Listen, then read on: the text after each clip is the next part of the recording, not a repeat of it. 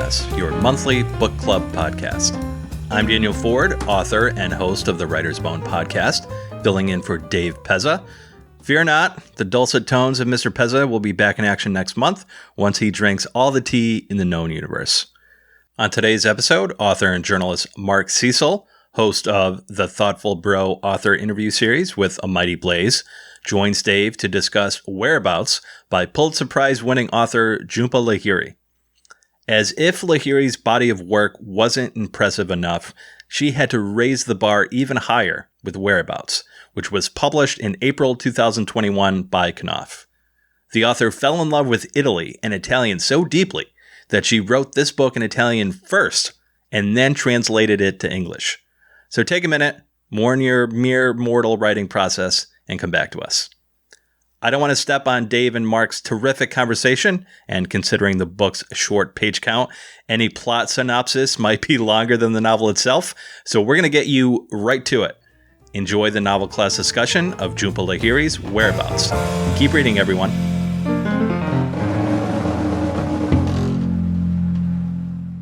Hello, everyone, and welcome back to Novel Class. I am your host, Dave Pezza, and I'm really excited for this week's book and this week's co-host. First off is the book. It's Whereabouts by Jhumpa Lahiri, and I'm joined by Mark Cecil, who is the host of the Thoughtful Bro, an interview series on A Mighty Blaze. Mark, thanks so much for coming on, man. How are you? I am doing great. Thanks for having me on. Absolutely. So, as I said, we are talking Whereabouts by Jhumpa Lahiri. Mark, just some quick introductory thoughts that we can get into the top of this thing before we cut it over to some advertisements. Yeah, Dave, I'm so happy you put me onto this book. This was a great idea. This is not the kind of book that I would normally read. It was short. It was a kind of classic character study of an urban type of loneliness and an urban type of individual that might go often overlooked. And the prose was absolutely exquisite, sharp. And I think ultimately it was just a really emotional book in a way that was entirely unexpected because, and we'll get into this later, but it had a very, very unique and interesting structure that perplexed me for the entirety of my reading of it. And it was only much later that I figured out why I kept turning pages and what was so compelling about it. So just a mysterious, rare gem of a book that had me from beginning to end. Awesome. I'm very glad you enjoyed it because I totally went out on a limb here recommending it.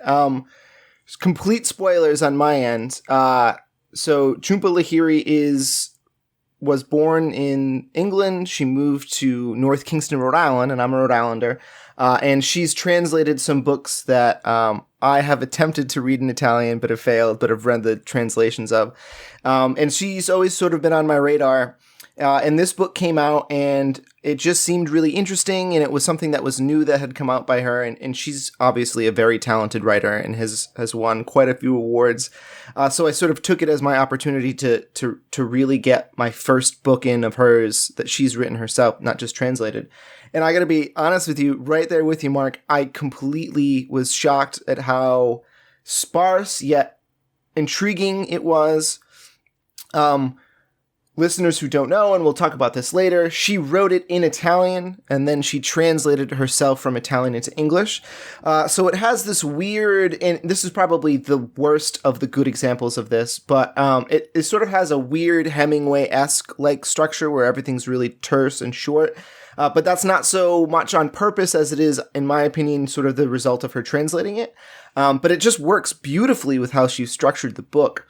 And it makes the subject matter, which is overall a sort of penumbra of a melancholy type of existence of this woman, it sort of just wraps that whole story around in this very, like you said, mysterious and weird wrapping paper of the style of it. And it just, like you said, a short, nice, quick read. It's not a very large book either, as far as like its parameters are. So it feels like that kind of like old school, like pre-World War I kind of book that someone would take on a train and like read on a train ride. It just has a really interesting story in it. And I think we're both going to be blabbering over this for for about a half hour. So for those of you who have read it and don't like it, be prepared. There's going to be a lot of excitement for it. Cool. All right. Thanks, Mark. We're going to go to a quick advertisement and we'll be right back. Hey, everyone. It's Dave Pezza here, host of the Novel Class podcast. If you're like me, you're constantly fighting the urge to buy more and more books and audiobooks. And although I'm always on the hunt for a good deal, I'm very serious about supporting local booksellers. Well, Libro.fm has the cure for our audiobook obsession.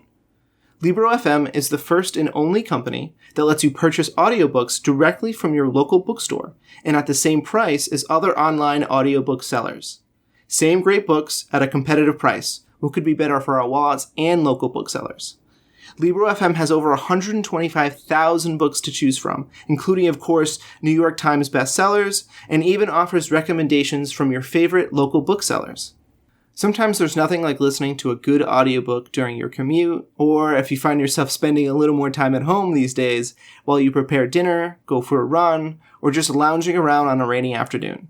Well, now with Libro.fm, you can buy local right from your own home. And if you sign up for Libro.fm now and use the code NOVELCLASS, you can get 2 audiobooks for the price of 1. Seems like a pretty good deal to me. That's NOVELCLASS, NOVELCLASS, all one word, at checkout for 2 for 1 audiobooks at Libro.fm. Thanks, everyone, and of course, keep reading.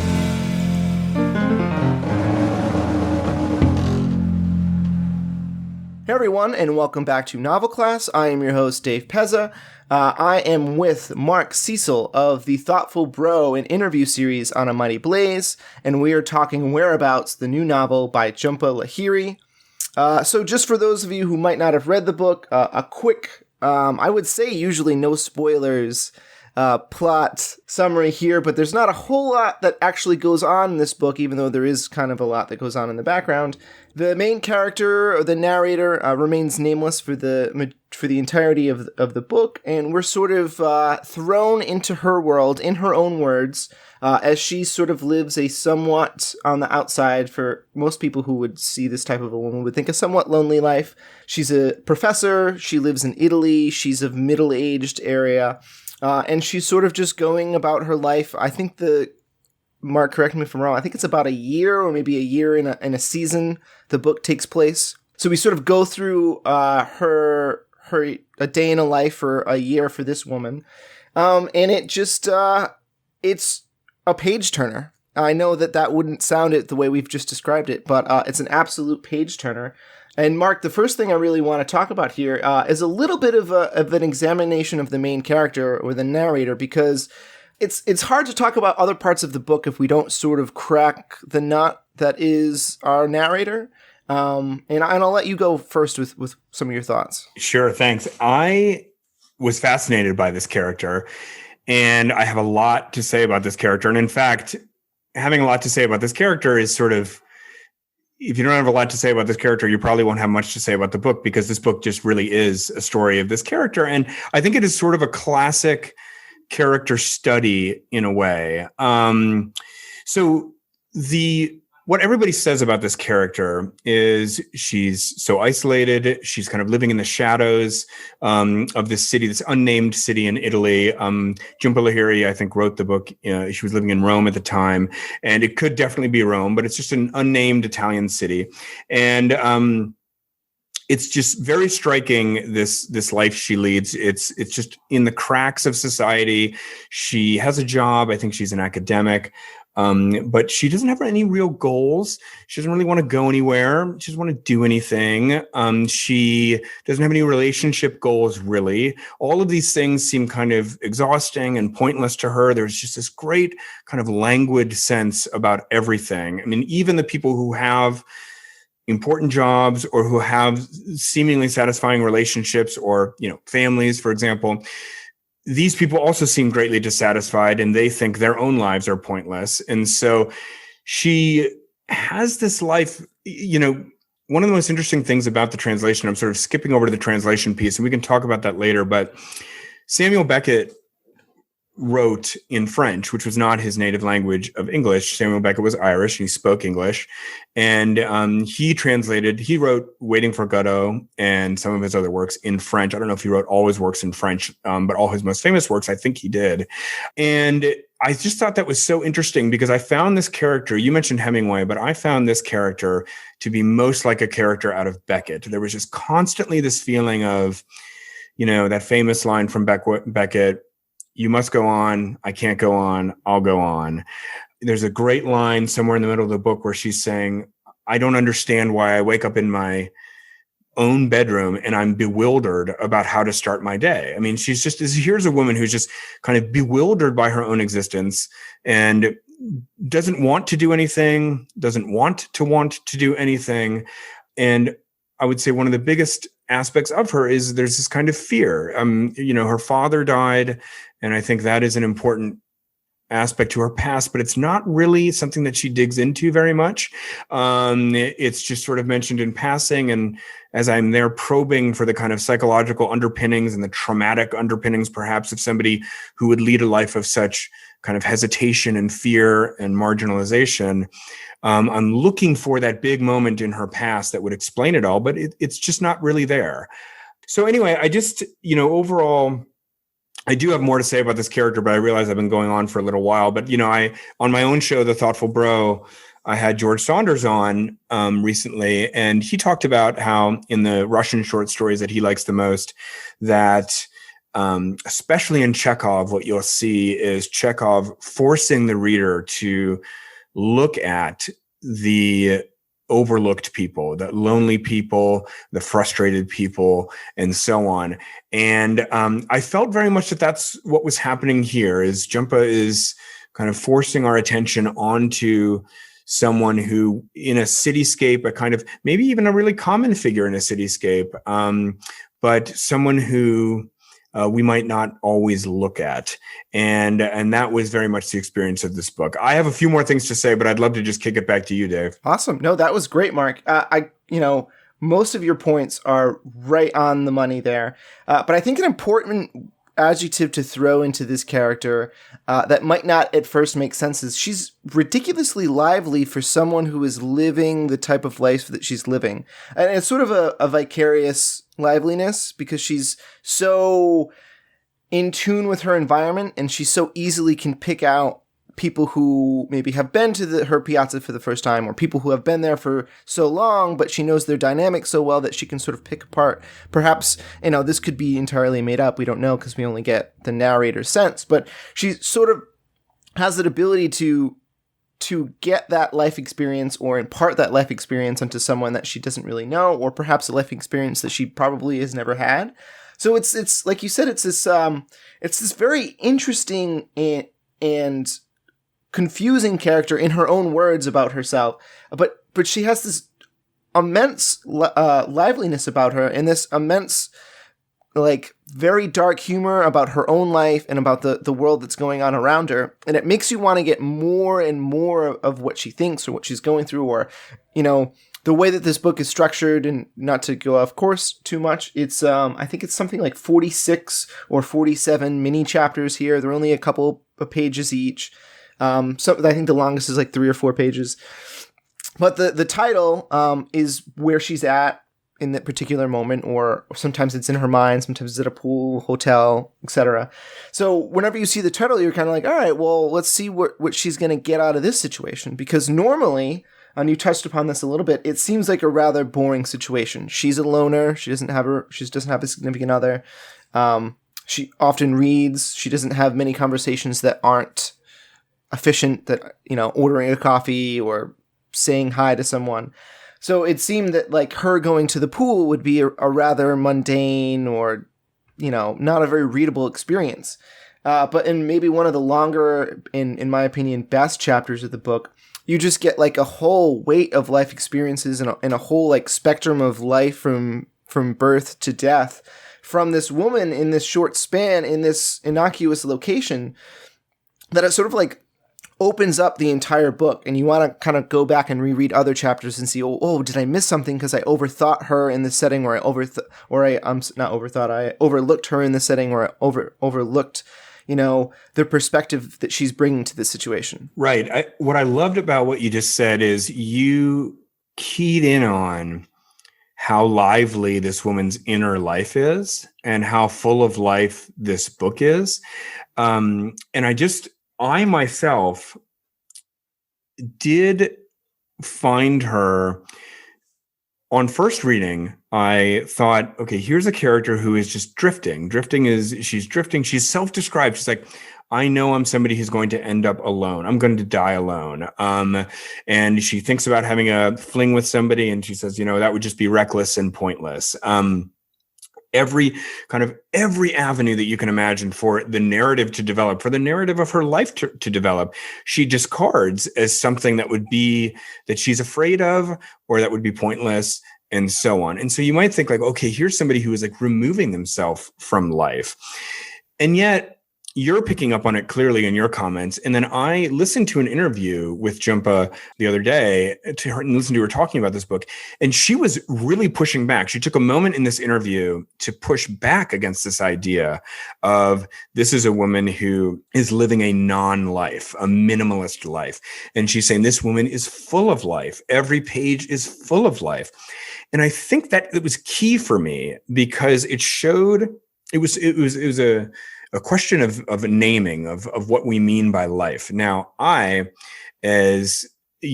typically when reading a story, and this is sort of the way I might go about my life generally, my life is very goal-oriented, relationship-oriented. It's like, I want to do something today. I want something to happen in this relationship, and so on and so forth.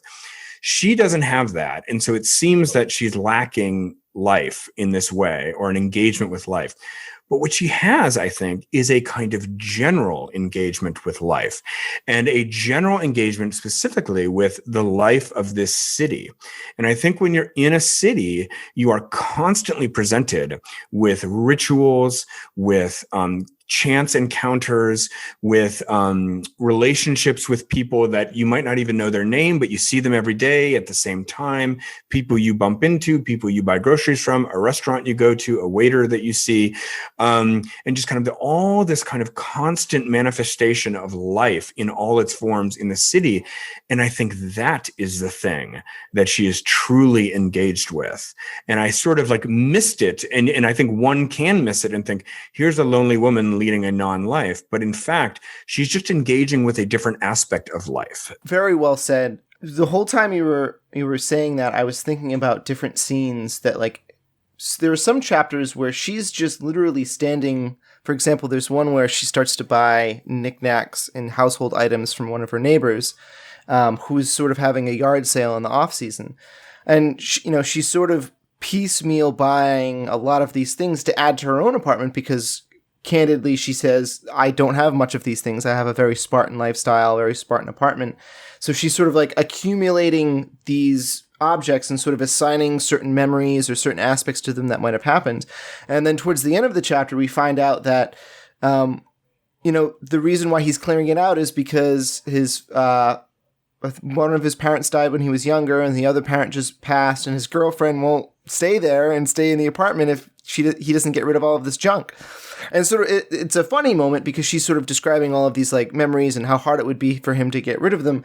But it also sort of like Lahiri manages to take this character and take the situation that could or should seem sad, that she's so lonely and she has no memories that she has to accumulate other people's memories.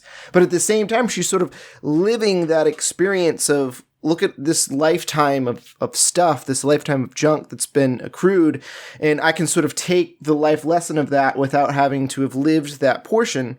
And she does that, Lahiri does that so often with the main character through the book, that at the top of this, we said nothing really happens in this book, but really like 20, 30, 40 lives are lived through this book in small windows and small segments. And it's sort of, like you said, you read it one way the first time, or for me, it was halfway through the book, I sort of got it, and then I sort of reread other parts, and it informed other things. But it starts to take a little bit of an emotional toll on you when you start to really dig into the sort of things that she's dealing with. And not to hark on one chapter, but going back to the pool scene, the end of the pool scene when she's relaying the conversations that the old women are having in the changing rooms, are just, some of them are heartbreakers, and it's sort of cast aside as an anecdote, but, Lahiri does a very good job with her style in the writing of sort of taking this entire person's essence into this one line, and you can sort of live it. The one that struck me the most is the woman who's talking about another woman who had a son who had it was either birth defects or very early in his life he had surgeries, and it was just sort of encompassing this one little globe of sadness and hurt and pain in one life. And she sort of just like unleashes it in your face and then pulls you right back out again and brings you on another one. Yeah, I love that you're talking about the pool scene. And, I actually pulled out a quote from that very scene. She says, this is on page 42, quote, "The water in the pool reeks of grief, of heartache. It is contaminated.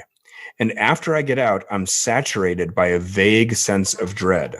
All that suffering burrows into my soul, and it wedges itself into every nook of my body." And this is sort of similar to what you're talking about when you say that she's living lives that are not her own. I think another way to kind of say that is she's just extremely impressionable. And, she is absorbing in her own kind of emotional economy, absorbing what is around her. And she is, cycling through great cycles of emotions sort of without actually even interacting with people. So again, it speaks to this rich inner life. And I just thought that the pool scene was so perfect because she talks about how there was like 8 people in the pool and they're all sort of sharing this water, but they're not intersecting. They're all strangers. They're not talking to each other. Then they all get out. And that's sort of, in a nutshell, a metaphor for the kind of life that she's living in the city, a kind of shared life with strangers, which is intimate in some way. I mean, here you are all kind of undressed, shouting, playing in a pool right next to each other, but it's also sort of contaminated and it's also sort of dreadful to her. And really in the end, she just goes her own way and doesn't even really know these people. Yeah. And again, this book is filled with little tidbits like this. And I think this might be a good part to sort of transition to some of the structure of the book. At first glance, you might think that at least parts of these stories, or at least some stories in a string, are sort of somewhat randomly thrown in there. And I don't think that that's entirely wrong. I think that there's some level of spontaneity within here that really works well with the setting of the city, and also sort of the anxiety-riddled consciousness of the main character, who sort of sometimes jumps to something when it catches her eye. But I really enjoyed how Lahiri sets up these stories in the way that she does for the most part, because you're often jumping from, like you said, like we were talking about, the pool or a place of transit, like a train station or a bus stop or a cafe where there are a lot of people coming and going. We're often transitioned from one of those to a very personal space, like her home or her bedroom, and in some cases her head are some of the sections that are titled. And it just sort of, again, just going off of what you were saying, which I think you put really well, she's living in this city where as soon as she steps outside of her door, she's in everyone else's personal life, and her personal life becomes everyone else's, and it's sort of mixed in. So Lahiri does a good job of not only showing how constant that is, but also showing us that, well, when she's alone, she can be this thing as well as those other things, but she can also be this lively person when she's alone, but she can also get quite darker when she's alone too. And to pick up on the structure, so I have a lot to say about this, and the structure works incredibly well for this book, and I think it does for a few reasons. So one was obvious to me right away, and one took a very long time for me to figure out, but once I did figure out, I feel like it was the main insight that I had about this book. So the first is that the book is just short. And I just want to say the chapters are short, the paragraphs are short, the book is short. And I think that there is a tool that writers often overlook in terms of generating excitement and in terms of kind of ginning up drama and tension and pleasure in the reader, is just shortening things. And what I mean by that is, like, there is an inherent drama in beginning or ending anything. Beginning a book, there's always inherent kind of drama in that for a reader. You're just starting, you're embarking on this new reading experience, right? When you end a book, it's always dramatic. Like just whatever emotions might be in the beginning or the end of a book, they are amplified simply by the fact that they are on the beginning of an end or something. And I think that, like, many readers can probably relate to the fact that when you turn a page and you see that like the next page is only filled halfway because you're coming to the end of a chapter, it's like a little bit more exciting and you feel like you've accomplished something and you feel like you, I don't know. It's just, it has this certain quality. And I think that's true for sentences and it's true for books. And so a book this short with so many short chapters, by definition, is going to have a lot more beginnings and endings delivered to the reader in rapid fashion. And I think that this just, it makes things that might not be dramatic seem dramatic, strictly by that tool alone. So that's one point I'll make about the structure. And then the second point, and I think this is kind of a richer point, was that I am a structuralist.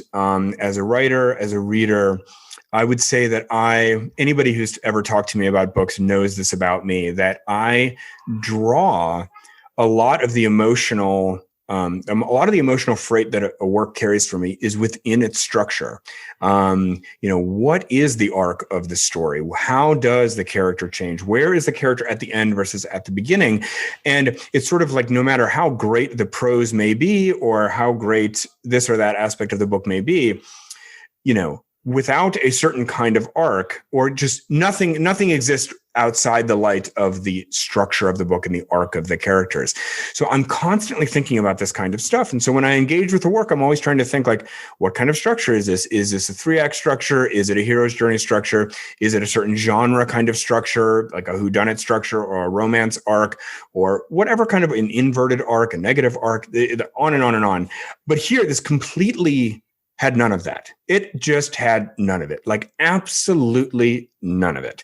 And I think, at least on the surface, and I think like this is something that can be very misleading. And without getting on a whole tangent about structure, I mean, things that seem to have no structure or a mixed structure, something like Pulp Fiction, actually has a far more traditional structure or character arc structure when you dig down. Something like Waiting for Godot, speaking of Beckett, something that is like so anti-formal, does in fact have an arc to the emotions that is like quite clear once you start digging down.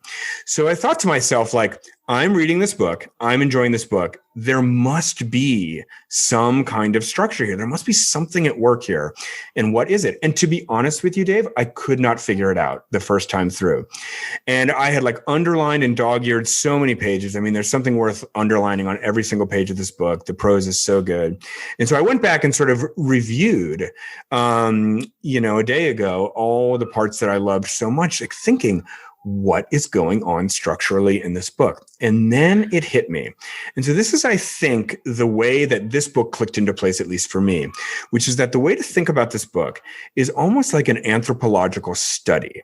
Like, think of it like, if you go into an urban jungle, or like, let's just say a jungle, and you're like, here's a study of, in a jungle filled with huge beasts and birds and beautiful trees and all these things.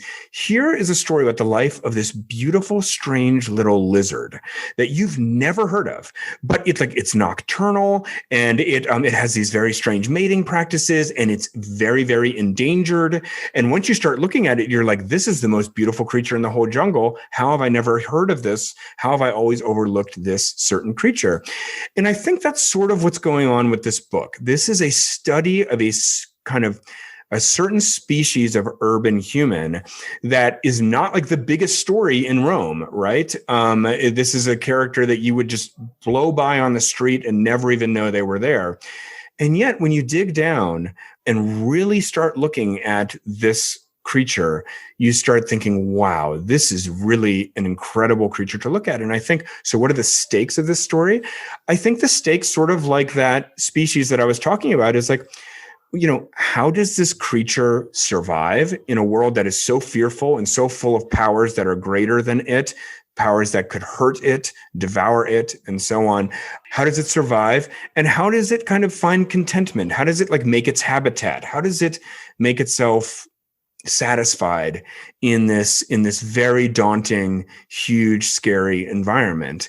And once I started thinking of the book almost like a David Attenborough narrated kind of thing. I mean, this book is so much better written than a David Attenborough documentary, but it was that spirit of like, oh, here is this fascinating creature that I had hardly given two thoughts to, but once I start looking at them, I'm captivated by how they live their life and how what habits they have in this habitat. Yeah, that's a great point, Mark. And I think Lahiri sort of gives you snippets of that at different locations. The one that pops to my mind the most is at one point she's at a hotel for a conference, and she runs into a poet who's one of the main speakers, and she has a habit of catching men's eye and maybe ascribing more romance or emotion into it than there is. Or in some situations, she might not be. It might actually be there. But she sort of gets this, they catch their eye, they wait for the elevator for each other, they take it down, they're on the same floor. And you sort of get this sense that it's maybe perhaps another random encounter of the book, but towards the end, she's picking up a newspaper and it's his obituary, and she sort of has this robust emotional response to it.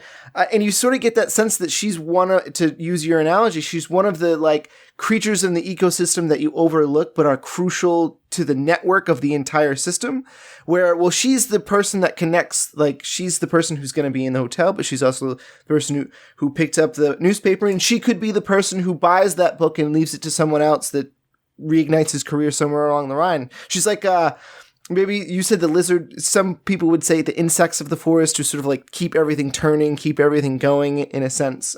So yeah, just a great analogy. And you're right, as soon as you sort of think of it that way, she sort of becomes this sort of wheel that helps turn the city into this urban setting and this urban lifestyle that keeps it moving. That is so well said, Dave. I love it when somebody like takes a metaphor and just builds on it. And that's just what you did there. I just, the thing that I keyed in on most was you saying that she is an essential feature of this ecosystem. And just, that's absolutely right. I mean, like, not every Rome will only be made up of, mayors and movie stars and, CEOs and everything like that. I mean, there's so many people like this. And I think that she, quite rightly, I mean, I don't want to read into what her motivations for writing the book were, but if she had thought, I want to write about this kind of an insect or a lizard or, some kind of small, seldom seen butterfly that is essential to the process of the forest, what a beautiful thing that would be to write about, and what a success it is that she created here. Absolutely. I think another brief example, but just shows a different aspect of it, is for someone who likes books and who likes to write things on tangible things and is a big stationery guy and a big typewriter guy and all that whatnot. I might be reading into this, but I believe we learn later on that she's writing this down in her daily agenda, which she mentions a couple times, and the book should be in some sense that agenda. And she gets the same one from the same store every year. It's a ritual. Well, towards the end of the novel, she goes to the stationery store that she knows the family of very well. She's seen the kids grow up. She buys all manner of things there. And it's converted into a touristy suitcase destination. And it sort of like hits you like right in the heart, because you're like, oh no, this could be a turn for her. But in like that true survivalist nature, what is she doing 2 stories later? She's packing her bags to go to another city with luggage she bought from the store. So it was just like a beautiful, like, oh, it's that type of story. It's like its own beautiful thing. And I think you've done a remarkable job sort of trying to color it in some light, because I think that one of the beauties of this story is whenever you think that you've sort of encapsulated what it is, another chapter will come around and you're like, well, that just blew that theory right out of the water. Right. Yeah. I mean, just to go back for a second to the character, I mean, I did find... I found her to be baffling, and I just want to, there's one thing that I do want to draw up, and that is that it made me feel very American, and in the following way, that I just feel like this could be definitely me bringing my own biases and my own self-perception to this work, as everyone does. But with that caveat, I just feel like American culture, which I'm very much a part of, is just, it's very goal oriented. It's very, that is also, by the way, not only is that sort of what every citizen of America is expected to be, but it's what every writer in America is expected to be. Now, Jhumpa Lahiri is American, but she was living in Italy when she wrote this book as an academic, and apparently she loved it there and didn't want to come back. And by the way, if you ever hear her read the Italian herself, It is so beautiful, and you can see why she wants to write in Italian. It did feel quite European, just in the way that there's just this kind of exhaustion about life. And there's a chapter that's set in the museum where she's just kind of going to this kind of museum on this hot day and sitting in this room where it's one of those reconstructed rooms where people used to live, like some aristocrat used to live in this room on a really fancy bed. And she's just thinking about how people at that time were basically somebody once upon a time lived in this actual room and was bored and made love and didn't know what to do with their time. Basically somebody just like me. And it's just this kind of feeling that, it's a kind of culture of exhaustion, a culture of that lacks a clear direction or point, a feeling that, I don't know, everybody she knows is a writer or an artist, and all these writers or artists, all they're doing is kind of commenting on culture or thinking about the past or reinterpreting the past. And I did want to bring this up, and I'm not saying that is not like a value judgment on this book. That is not saying that it is good to be an American or bad to be European. I'm just pointing out how American it made me feel, and how this, that feeling of kind of like exhaustion with life and kind of meditating on one's own boredom.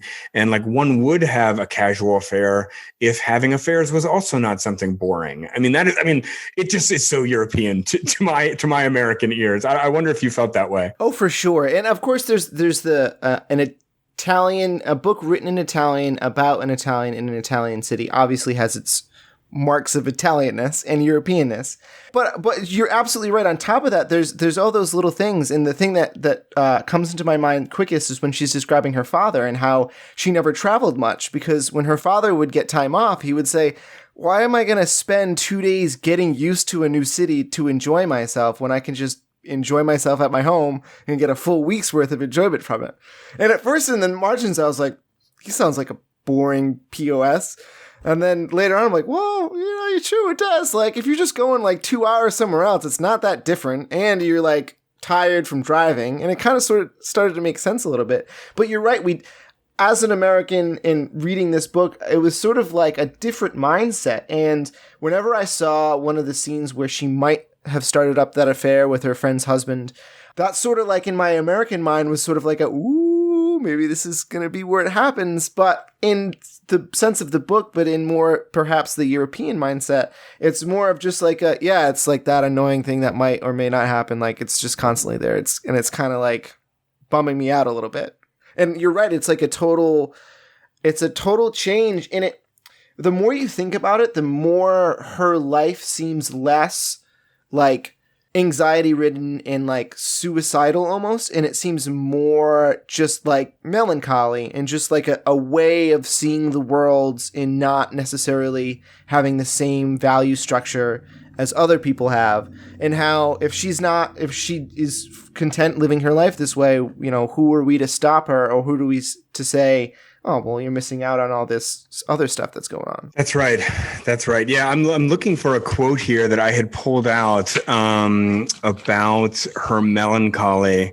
Here we go. So this is on page 14. And I think this gets to the heart of, you were in your comments that you just made, were bringing up, like, as you've continued to bring up rightfully in this interview, and I feel like I'm not doing enough of this, bringing up how emotional the book really is. And, it is a palette of melancholy, but boy, she is sort of subtly and artfully and with great range hitting all the colors in that palette of melancholy. This one paragraph I thought was just totally exquisite, which is a word that comes up in basically every review of this book. So this is on page 14. Every blow of my life took place in spring, each lasting sting. That's why I'm afflicted by the green of the trees, the first peaches in the market, the light flowing skirts that the women in my neighborhood start to wear. These things only remind me of loss, of betrayal or disappointment. I dislike waking up and feeling pushed inevitably forward. But today, Saturday, I don't have to leave the house. I can wake up and not have to get up. There's nothing better.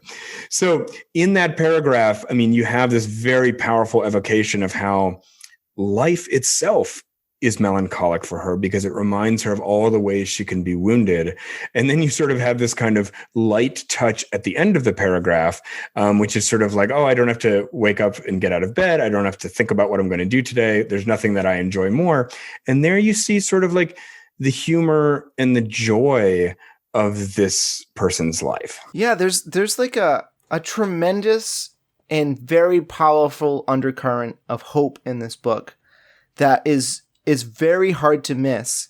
But once you see it, it sort of permeates everything else. Because, you know, in that scene alone, she's sort of like listing all of the normal things of spring that most people are like, oh my God, the new fruit are in. It reminds me of Kramer with the Mackinac peaches. Like all those sort of things come up. And obviously she sort of twists it on its head, but towards the end of the book, and I think it might be the last chapter of the book, when she's on the train and there are these younger kids and they're eating all the fresh fruit and all the fresh nuts of the season because the book has come around again.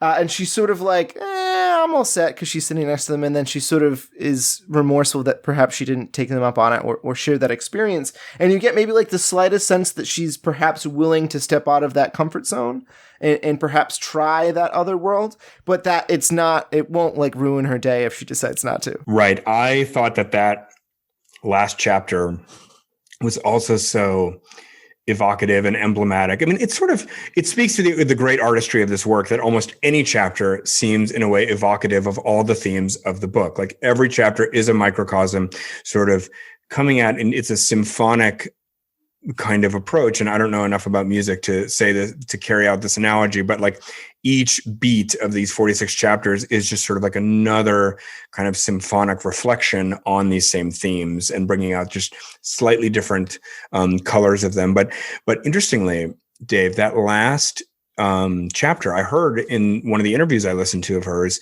that was the very first chapter that she wrote. And it's really, really interesting because, I mean, it's hard to imagine that there would be a spoiler alert for a book like this, but I think we're safe to kind of describe this final chapter, which is, as you said, on this train looking at this very joyful group of people. You don't know if they're family or friends or whatever, but they're spontaneously singing, they're eating this big feast, and she's sort of quietly, mousily kind of eyeing them from her corner of the train carriage. And here again, you have a kind of another powerful evocation of this individual who is participating as a spectator in the feast of life, but not invited to the feast themselves and not sure they want to be invited either. And there's this sort of approach, avoid, approach, recoil kind of pattern of behavior of hers that you see in that last chapter.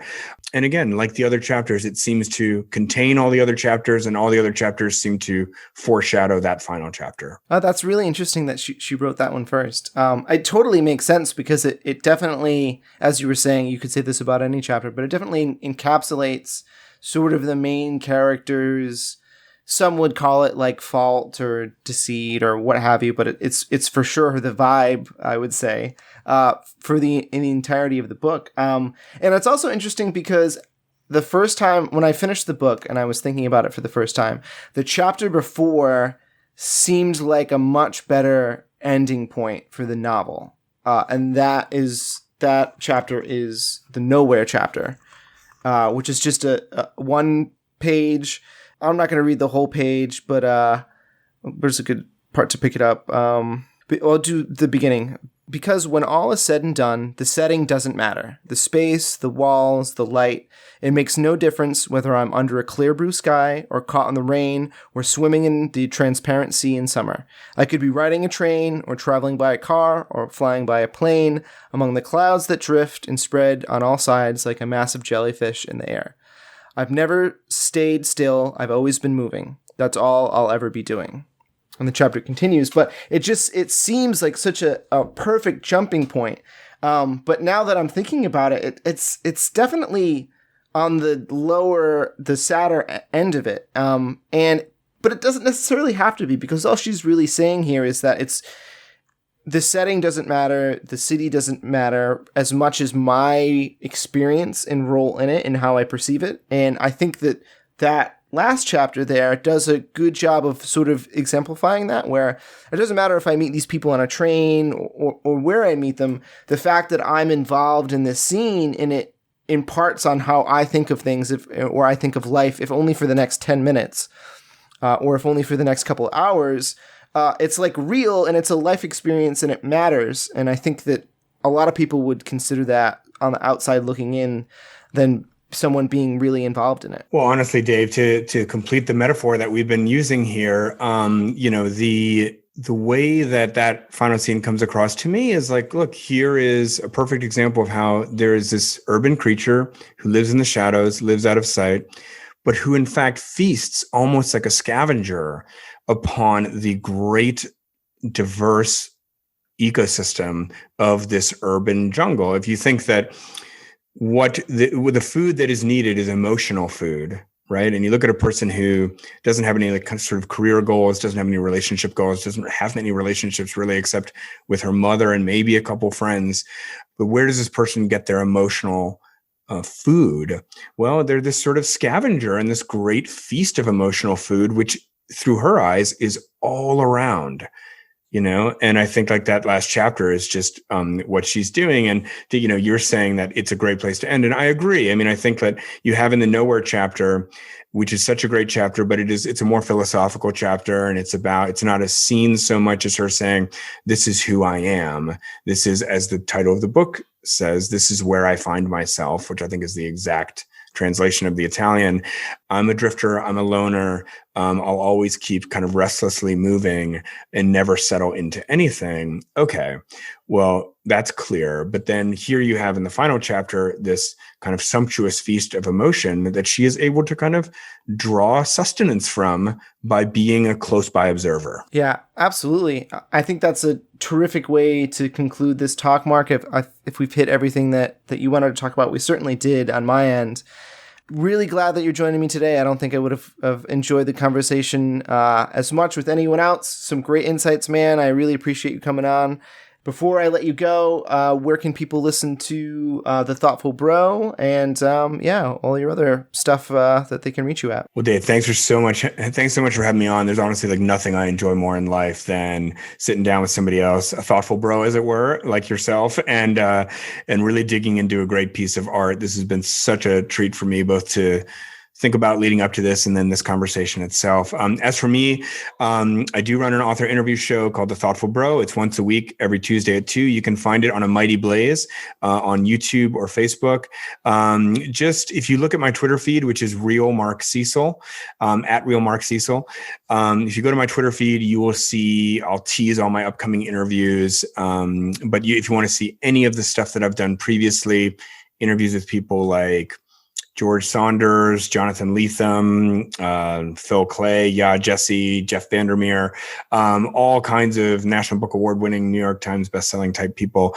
You can see those interviews just on my website, which is markcecilauthor.com. Awesome. Thanks again, Mark. Hope to have you on again soon. Thanks, Dave. This has been great. Thank you for listening to Novel Class, which is hosted by Dave Pezza and part of the Writer's Bone Podcast Network. If you like what you heard, subscribe and tune in to future episodes and listen to all of our past discussions wherever you listen to podcasts. Also, leave a review and give the show 5 stars if you feel so inclined. Next month, I'll be joining Dave for a conversation about F. Scott Fitzgerald's The Great Gatsby, perhaps you've heard of it, and Michael Ferris Smith's Nick, which was just published this year. That episode is scheduled for the end of July, so follow Novel Class on social media for updates. So get reading. The eyes of Dr. T.J. Eckelberg are watching you. Hey, Dave knew what he was getting in for when he asked me to guest host. Bad jokes are what I do. Keep reading, everyone.